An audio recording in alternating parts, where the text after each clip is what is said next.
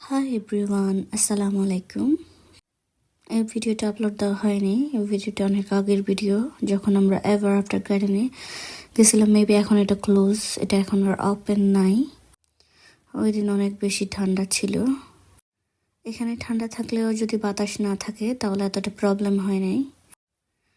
আমরা 3 বান্ধবী মিলে স্টেশনের দিকে যাইতেছি।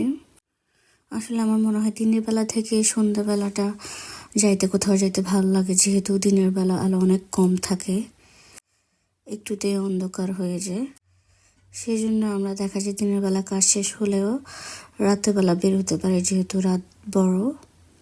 ফেসবুকে যখনই ঢোকা হয় তখনই এই গার্ডেনটার পিকচার সবাই মোটামুটি যারা ইউকেতে থাকে, আমার মনে হয় সবাই একবার না একবার গেছে এখানে।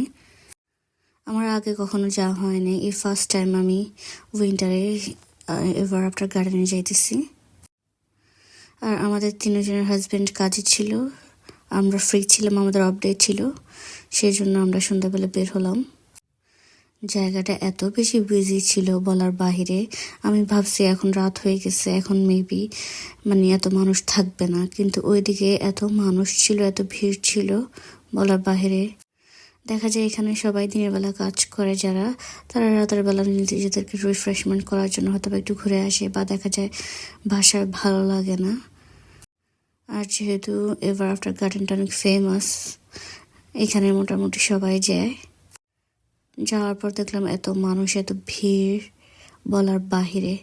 এতটুকু একটা জায়গা কিন্তু চারিদিকে মানুষ আর মানুষ। তবে আমার মনে হয় দিনের চেয়ে রাতের বেলা অনেক সুন্দর লাগে, যেহেতু ফ্লাওয়ারগুলোতে অনেক আলো থাকে, লাইট সিস্টেম করা।